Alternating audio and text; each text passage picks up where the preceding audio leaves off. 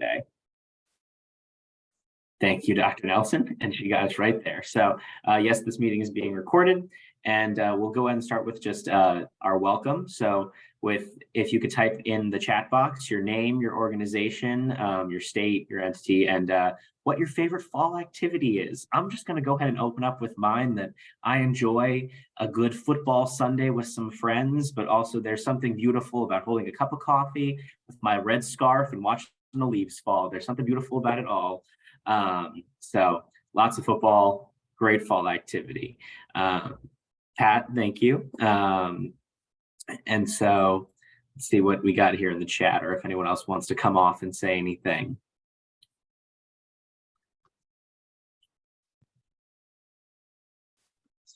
Still, I'm going for pumpkin spice latte. I'm just gonna go for the cliche there. My favorite fall activity is drinking those. Oh yes, now that's a good fall activity. Oh, Dr. Brand making butternut squash. Jeanette Diaz, welcome. Yes, and she seconds your pumpkin spice latte drinking. Well, it's good to have folks here, and I hope you're enjoying your fall weather, wherever it can be. Watching the leaves change, excellent. Well, glad to have you all with us. So I think we're going to go ahead and get into some speaker introductions. So our brief agenda today, we're going to do our, as we just kind of went through some introductions of the folks, we're going to go ahead and start with our grounding and our virtual roundtable's purpose, and then we're going to have a discussion with our speakers and our experts today, and then we'll close out around 11:55 Eastern time. So grounding our discussion today are two wonderful presenters, the first being Patrick Finnerty, who is a former strategic advisor at CareQuest and an owner of CWP Consulting. He's consulted on a variety of different coverage issues in the health and oral health space. And so I'm going to go ahead and turn it over to him first to ground our discussion and give a brief overview of who he is. And then we will move on to Dr. Brand, and then we'll start with our prompts. Well, thanks, Zill. I am a former state employee too. I worked for 32 years with the Commonwealth of Virginia, and I had positions with a number of different agencies, but the biggest part of my time was on health-related activities. I was the Director of State Employees Health Benefits Program for all state employees and retirees. I was a staff director for the Legislative Health Policy Commission in the General Assembly. And in my last 8 years with the state, I was a state Medicaid director for Virginia, and improving our dental program was a major focus of my time there.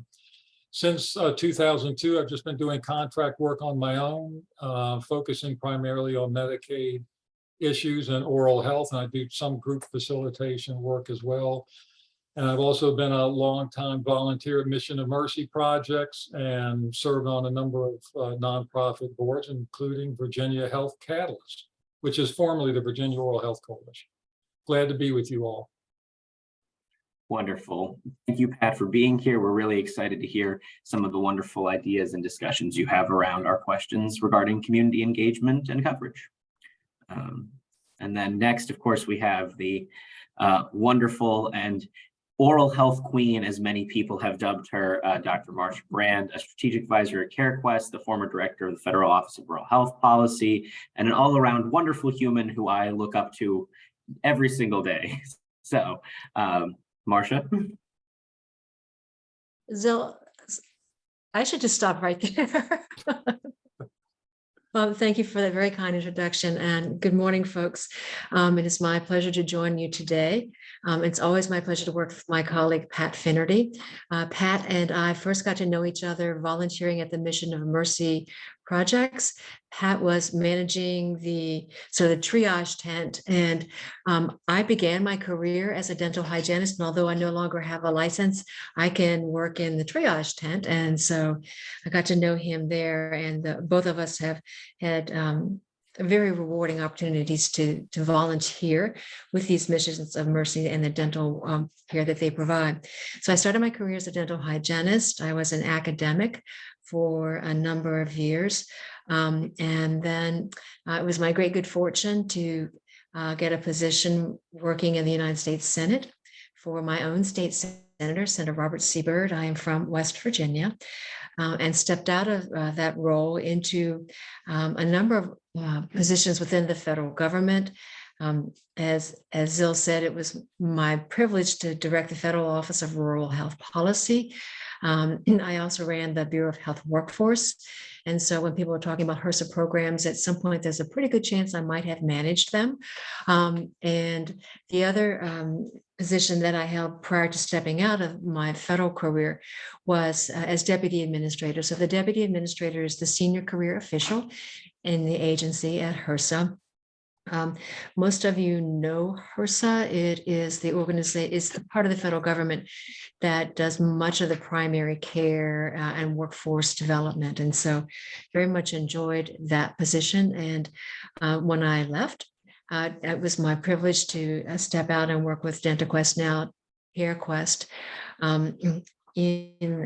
back in oral health, kind of where I began my career, but this time with a lot more experience, an opportunity to help shape policy and to work with these excellent folks and with these great good colleagues in the work that they do to advance oral health, particularly with a rural focus. So glad to be with you all here today, and I'll turn it back to Zil.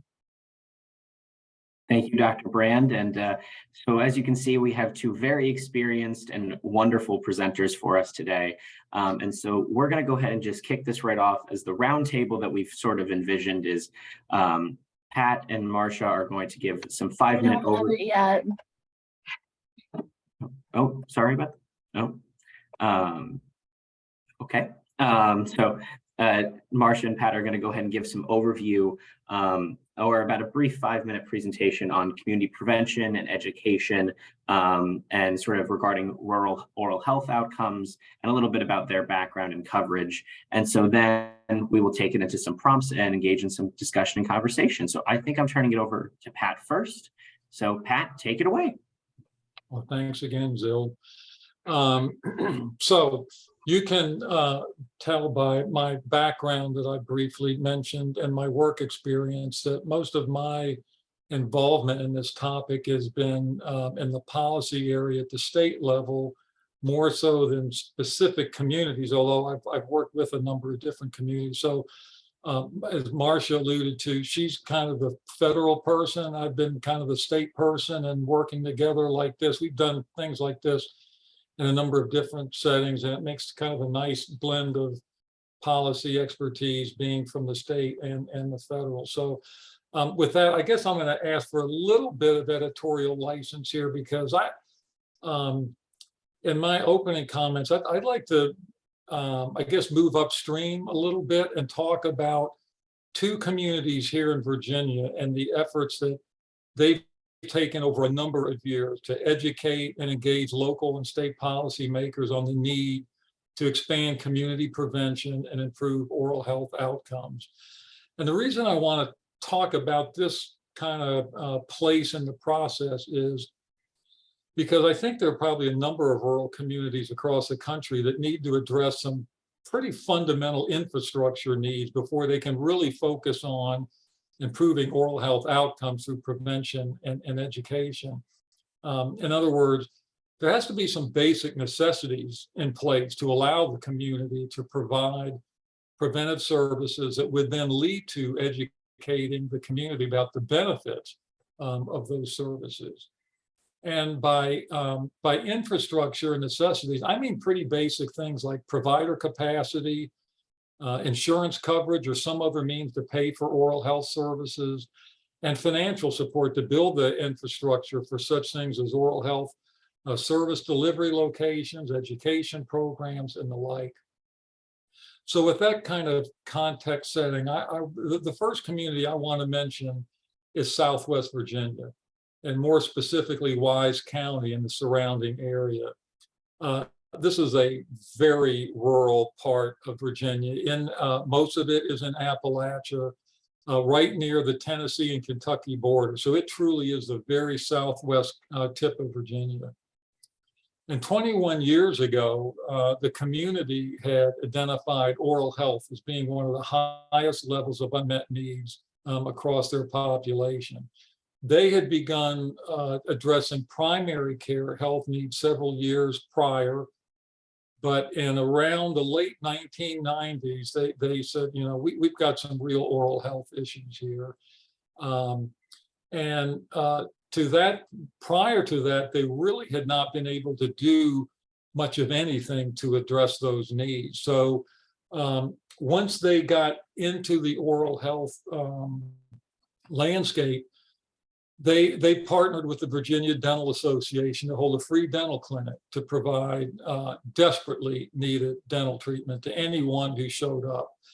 And we didn't know it at the time, but that event actually was the first Mission of Mercy or MOM project. I know all of you have probably heard of those projects, but that was good. That was the first one held in Virginia and across the nation. And it was held outside on an airport tarmac in very primitive setting with very limited capabilities. And the reason was because there was no infrastructure there to support such an event or any other means of delivering oral health care. The only covering there was a small airport hangar. And for many years, it was held at a county fairground, still pretty primitive setting. Now we do that at a nearby college. That annual MOM project and some remote area medical clinics became really the major source of care for the community. I've volunteered at each of those since 2002, and Marcia's been there for many years as well. And the reason I bring this up is it was not only a source of care, the first kind of real organized care in the area, but it became an important education effort too, to show local and state policymakers the critical health needs in the community, especially oral health. Every year, the community would invite the governor, members of his staff, members of the legislature, congressional representatives, and others to attend events. And it was very intentional. The community felt that the people who can invest in the community and are needed to help them address their oral health needs not only have to see this, but they have to feel it. And I'll never forget escorting then Governor Mark Warner around the MOM Dental Clinic one year, and he was just stunned by what he saw. And I can remember him saying several times, "I can't believe this is my state." And that's what the community wanted to accomplish. That's what they meant by feeling the event. And the governor attends there every year. Party affiliation doesn't make any difference at all. They all come. Senators Kaine and Warner have come. Those are US senators over several years. And over the years, this outreach and education efforts expanded. And local health entities like the St. Mary's Health Wagon developed other ongoing outreach and education programs, and has been very successful in raising funds to begin offering dental services for the first time, other than a few providers that are located in the area. They now, because of this outreach and all of the work they've done to build this infrastructure, they're now building, they've almost completed a new 3,500 square foot dental clinic with 10 operatories, a denture lab, and other facilities there as well. The community also has been able to recruit some new providers to the area. And they've established the Appalachian Highlands Community Dental Center. This is a partnership between several local partners and the Virginia Commonwealth University School of Dentistry. It's the only school of dentistry in Virginia. And that community dental center provides not only free care to Southwest Virginia residents, but it also includes a residency program through the School of Dentistry. And when I say free care, it's not just a one event thing. They are there permanently, and they are offering these services on a continual basis throughout the year. And the dental residents are also able to treat hospital patients with dental needs as well. Now, Southwest Virginia is still in need of significant oral health resources, and much work still needs to be done. But they've done a wonderful job educating policymakers about the region's needs, and they're able to provide preventive services and offer oral health education. In short, they're making great progress towards improving the oral health of this rural area. The second community I want to mention is the Eastern Shore of Virginia. And this is a stretch of land that runs north and south between the Chesapeake Bay and the Atlantic Ocean. So it's at the very opposite end of the state from Southwest Virginia. It too is very rural and underserved. It's a very agricultural area where a lot of migrant workers help in planting and harvesting the fields that stretch throughout the entire shore. Similar to Southwest Virginia, Eastern Shore also was experiencing serious gaps in its ability to meet the oral health needs of their community. They were not able to provide much in the way of preventive services. So they reached out again to the Dental Association here and wanted to sponsor an annual mom project. And we did that for about 7 years. The project was held there about midway in the shore. So we got people both from the northern parts of the area and the southern parts. And the community did an amazing job, again, getting local statewide leaders to attend and see firsthand the struggles that their citizens were facing.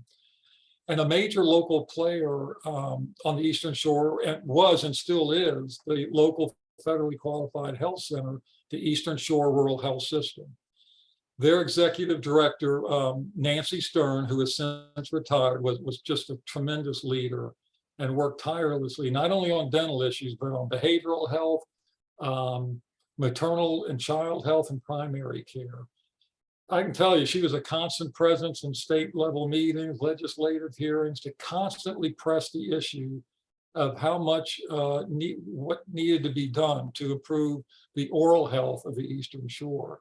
And the whole community supported their efforts. And I won't go into all the details, but one outcome that I want to mention of the mom projects and the continual outreach is that a couple of dentists who volunteered at the mom events decided to move to the Eastern Shore. And they started practicing part-time with the FQHC. And over the years, they now have established 6 dental offices on the Eastern Shore, that all of which provide a full range of service, and they serve both children and adults. And so these two communities not only significantly improved the infrastructure and availability of oral health services in the region, but also were influential voices in need to expand Medicaid in Virginia, which we did in 2019, and also to implement a comprehensive dental benefit for Medicaid adults, which we did in 2021. So not only do these two rural areas now have better access to services, there's also a mechanism, i.e. Medicaid, to pay for the services that the majority of their residents rely on, which again is Medicaid. And I know, again, this is a little different from the specific question that Zill posed to Marcia and me, but I think these two communities here in Virginia are emblematic of many rural communities that have to do some basic infrastructure work in order to be able to provide preventive oral health services and educate the broader community of the need to access this care. And I think the common threads between these two rural areas and the reasons that they've had some success are the following. First of all, perseverance. Neither of these communities accomplished anything overnight. It has been a multi-year ongoing process. And they would be the first to say they're not done, but they've been diligent and unrelenting in their efforts, and really a long-term effort. The second common thread is vocal and effective community leaders. And I know most of you are familiar with and work in community settings. No one does this like community leaders who are there in the community. They're known, respected, and tireless change agents. A consultant's report's not going to get this done. You might need to use a consultant for specific expertise or to help in something, but it's the community that has to lead and drive their improvements. And to have long-term success, it's important to have succession plan for community leadership. Again, this is a marathon, it's not a sprint. And you have to have a plan for who's going to take up the mantle if a key person in leadership leaves. And that happened in Southwest Virginia. But they had those succession plans in place, and it was pretty much, they didn't miss a step. And the third, I would say, is executive and legislative branch champions. The communities that I mentioned have established and maintained terrific ongoing relationships, not just with the legislative members that represent their communities, but those who are in key positions in what we call the money committee, Senate Finance and House Appropriations, who can get things done at the state level, and also in the executive branch with the key agencies.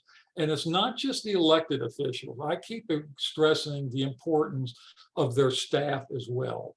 Legislative staff, staff in the governor's office, they're critical partners. So again, I know this is a little off script, but I really think the work that these two rural communities have done and continue to do is a vitally important prerequisite for delivering preventive oral health services and then measuring those outcomes. So with that, I guess I'll turn it over to Marcia. Thanks, Pat. Your reflections were just excellent, Pat. And I think, like you, I'll go a little off script and try to build a bit on those. Today, we are exploring models of success and lessons learned that promote oral health at the community level. And in preparing for our discussion, like you, I realized that I might not be the logical person to ask about community success stories, since I've spent much of my career working at the federal government, for the federal government at the national level, rather than at the local or community level. But there's some things I do want to share with you, and it's important to know that the federal and national funders and policymakers recognize that much of the progress that occurs to advance oral health takes place at the community level, because communities know best what works for them. And federal and national funders recognize that they can contribute significantly to improving the nation's oral health by providing funding for community-based oral health projects. And in addition, that they know that these funding streams must be flexible rather than prescriptive, like Pat was just explaining. We recognize that each community's response to addressing its unmet oral health needs will be unique to that community, whether it's the Eastern Shore or it's Southwest Virginia. And during my career, I've had the opportunity to observe several federal national programs that support oral health projects at the community level. And this would include the outreach and the network development grants supported by the Federal Office of Rural Health Policies.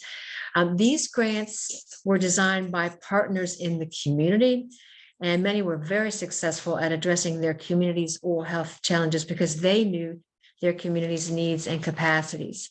So I think that is, an important reflection on what the federal government does. I also think that another important responsibility of the federal government and other national funders, in addition to providing flexible funding, is the responsibility for compiling best practices and data about what does or doesn't work at the community level to improve oral health outcomes. The funders need to roll it all up.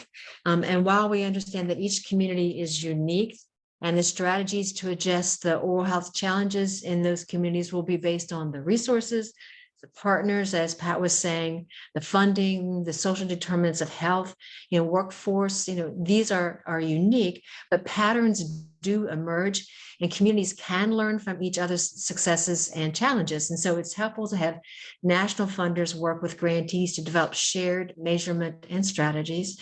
When I ran the Federal Office of Rural Health Policy, we talked about creating a national website location to collate and share best practices, what we learned through our grant making to support rural communities and advocates. And this center began way back when as the Rural Assistance Center, but has since been renamed the Rural Health Information Hub, or RHI Hub. It's managed by the University of North Dakota. And on this website, you'll find the Rural Oral Health toolkit. And it's a really terrific resource, and it suggests where you can find grants, resources to support your work.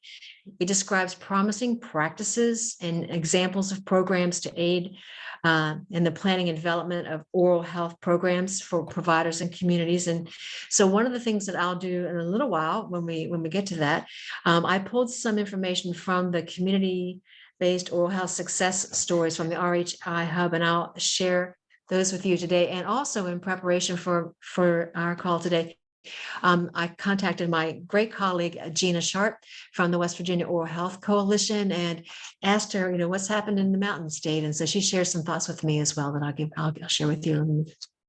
So, Zil, back to you. Right. Well, thank you both for such wonderful and insightful, I would say, thought-provoking examples and resources that you have seen or been a part of. So now we're going to kind of transition a little bit into the more roundtable discussion base, in which we'll provide some prompts. We'll put them on the screen. Pat and Marshall will sort of answer first, but we encourage others to come off mute or camera, turn on their cameras, and sort of engage in this discussion about what they're seeing as well. So the first question I have for both of you and really the whole group is, can you share your perspective on the impacts community prevention and education has had on rural oral health outcomes over the past 10 years? Or if you've got further, let's bring those examples in too, let the past predict the future here. I'm happy to go first. Pat, Right. okay with you? Sure. If we're looking at rural oral health outcomes over the past 10 years, there have been a number of really incredible efforts to advance rural health and oral health at the national level that have resulted in support for rural and oral health in our communities. And so one activity or one organization I would highlight is the National Rural Health Association. And it has really grown as a voice for rural health. It's powerful because of the input of state and community-based advocates. And similarly and remarkably for oral health, over the past 10 years, there's been and using an equity focus, there's really been a growth in oral health advocacy. And we saw this sort of first in some of the work that CareQuest was doing and some of the other national organizations. We saw that, and we see that now in the creation of Open as a national entity to advance oral health. And certainly there are a number of other organizations like Community Catalyst and Families USA that have done terrific work to advance oral health.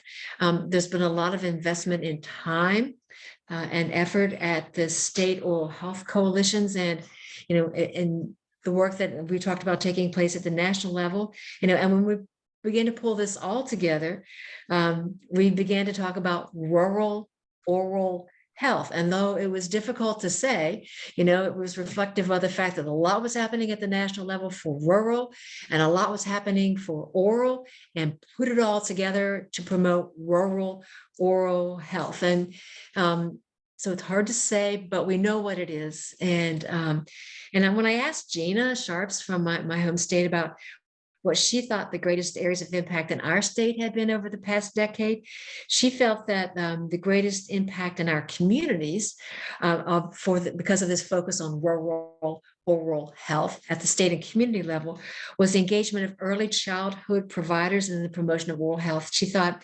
also being able to hold steady the percentage of fluoridated communities while there were a number of rollback attempts in our state. And she thought that the addition of the Medicaid adult benefit was sort of reflective of this broader effort to advance rural oral health.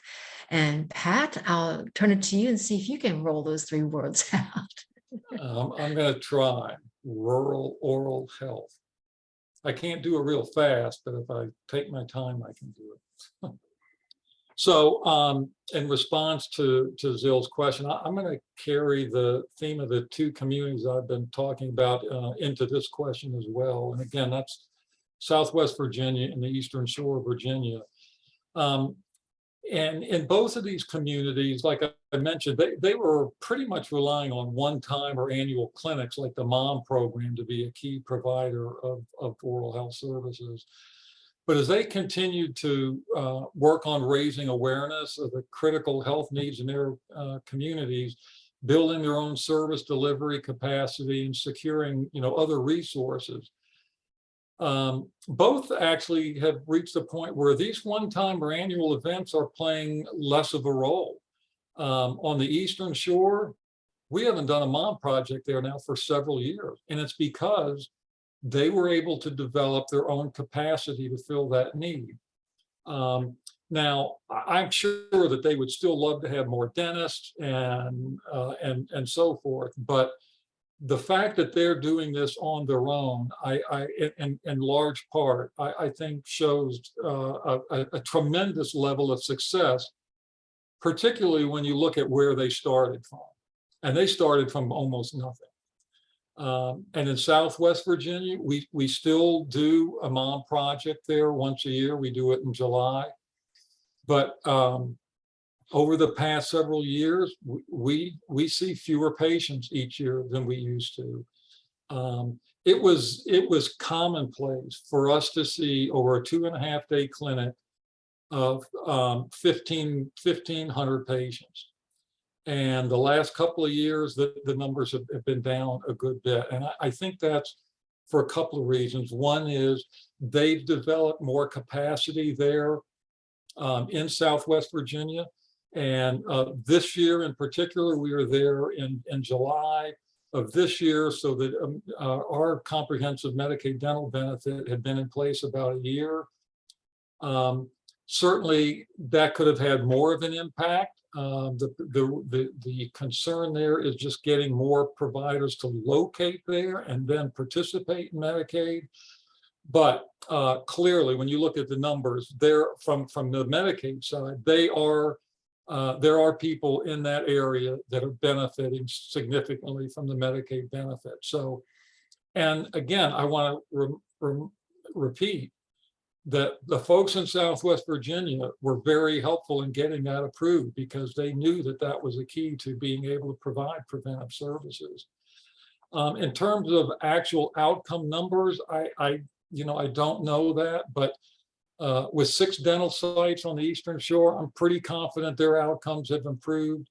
And in Southwest Virginia, they still have, they're still wrestling with few providers who treat Medicaid patients.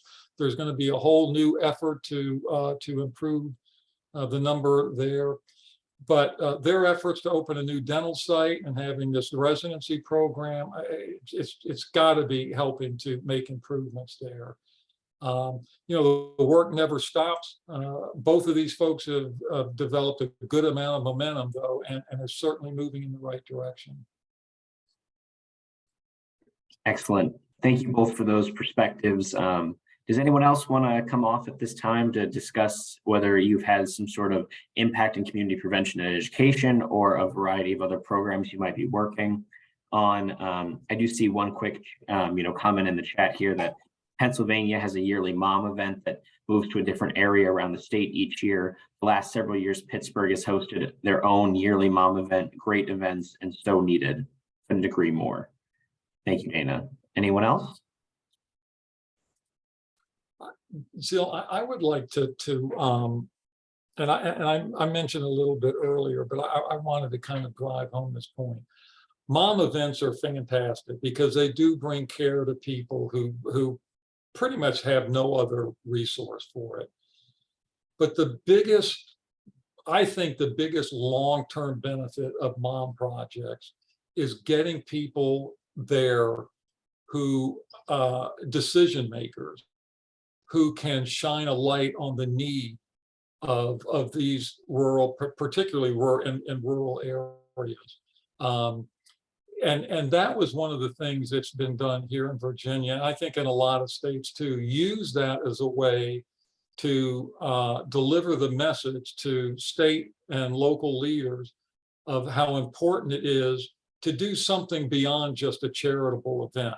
Do something that is systematic, that brings care to people throughout the year, and in the same way everyone else would receive those care, rather than sporadic care, more continuity in their care. They're great events. I still volunteer at them, but I think one of the most important benefits is using them to share a spotlight on the need for more comprehensive, permanent solutions.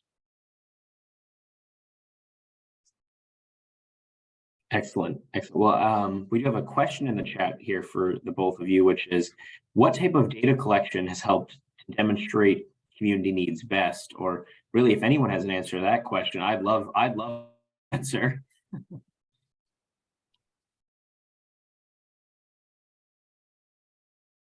I'll take a shot at it from my view. I think the best, I'm gonna switch out one word and say, what type of information collection has helped to demonstrate community needs best? And the reason I do that is because I think there are two different types of information.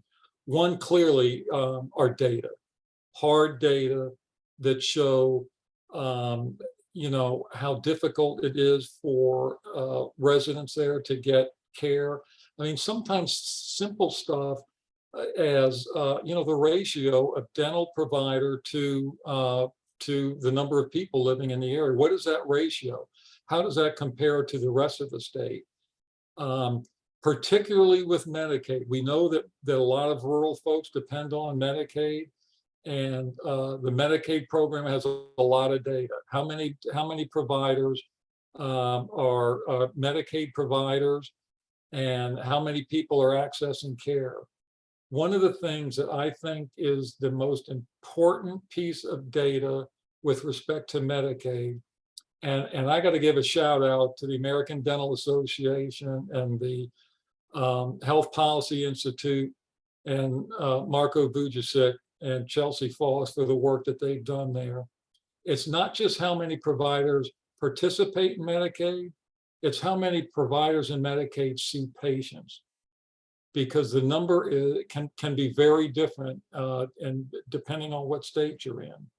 So I think one of the most important pieces of data is the number of Medicaid providers who treat patients, not just are contracted with Medicaid and might be in the network, but are treating patients.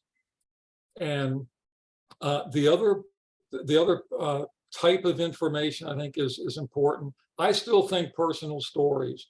I think personal information about what really goes on in there. There's, and getting people out to see the need. And again, it's not just seeing it, it's feeling it. Because when you bring someone out to some of these communities that are struggling so much to provide basic oral health care, I think a lot of people at the state level and probably at the federal level too, just don't know how different it is out there than it is in the communities that they live in. So those are a couple of thoughts from my perspective. So I agree with Pat. I think it's always been a challenge that the folks who make the policy around oral health have never experienced the problem of unmet need. And so getting them out to see or getting folks in to tell them firsthand what their experiences have been. I think another important data point, particularly if we're thinking about school-based care, are the number of children with decay, that this is a metric that is, and certainly Joni can talk to this about this because of the work she's done, but this is an important metric to understand what we are able to prevent, as well as the number of patients that we are treating. So. Hey, this is Annalise Cochran. Oh, I'm so sorry, Joni, go ahead. I'm so sorry, Annalise. I was just going to dovetail on Marcia's comment. Some of the metrics can be number of kids who receive fluoride varnish, or number of kids who've received a dental service. Those types of data can be pulled through things like Medicaid. Sometimes in certain states you can pull it from larger data sets, but those are popular metrics that are used to demonstrate at maybe potentially a regional level how the community is responding to health professional shortages or the ramping up of dental services that have been provided through some sort of other mechanism. Other ways that I have seen in the literature and just from some of the folks in open is state oral health plans. They normally have objectives and levers, and ASTDD has done a great job of it, demonstrating that some of these state oral health plans really have teeth. I had to say that because we're in this conversation, but they really have teeth in them whereby there are reputable metrics for each of these states to identify that they are making some improvements. And some of them are just look at water fluoridation advocacy, how many of your counties are making sure that that is a priority. So there are different metrics that lean towards certain state political barriers and other legislative efforts. So I think that sometimes there are basic metrics that Marsha was insinuating, and then others it can be really contextualized for the state or the area. Annalise, I'm sorry. No need to apologize. I'm glad you brought that up. State oral health plans are such a great tool to align people toward a common goal. And what it made me think of in this conversation and how AIDPH approaches data collection when it comes specifically to veteran rural oral health, which the data collection gets harder and harder and harder as you kind of add on like a demographic layer to that.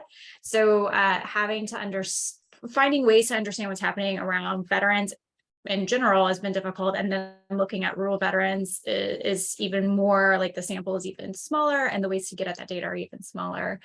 But one strategy that we've used is tailoring data or information collection to the intention or the impact that you want to have.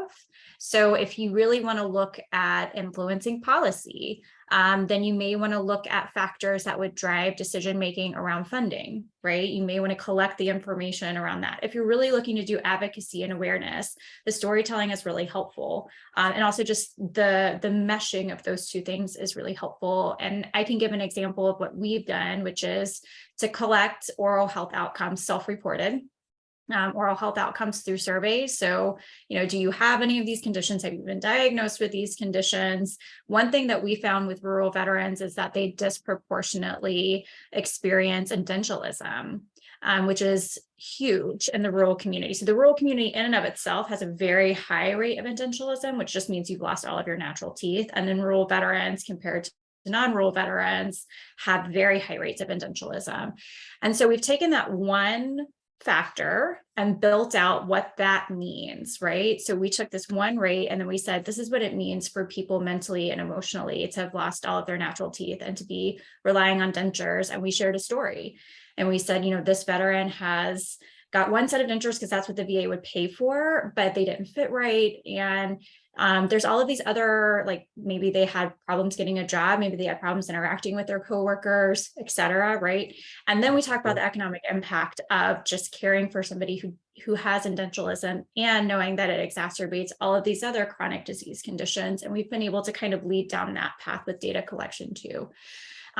So we had policy in mind, and then we backtracked to say, what would policymakers really care about, and how can we tell them the story that's compelling using our data? And that's been one way that we've at least seen some momentum. I wouldn't say we've changed everybody's mind or we've changed a bunch of policy, but it was an effective form of strategizing data and information collection for us.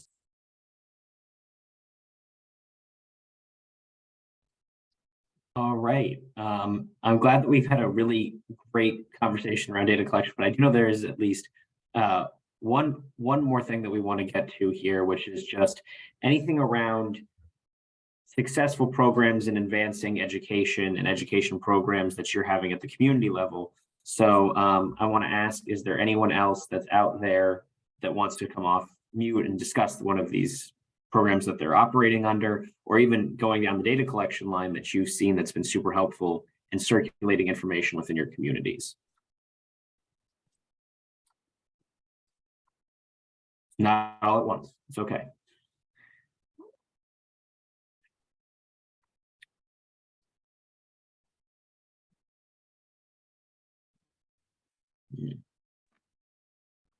Hi, this is Beth from Texas, the Texas Oral Health Coalition. I'll go ahead and share with some of the strategies that we've used the past few years. The coalition now has a new program where we've developed regional oral health coalitions. And ideally, they were actually in major metropolitan areas, San Antonio, Austin, Houston. We now have one in Coastal Bend, which is the Corpus Christi area, and then also North Central Texas. Each of these coalitions have developed community resource guides, which address some of the social determinant of health factors that many people, populations experience. So we have those resources available.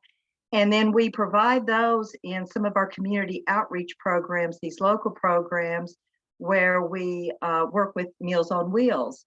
And they actually deliver these community resource guides, oral health materials to the homebound when they're serving their meals. And so this is a great collaborative project that we do. Usually we involve an insurance company.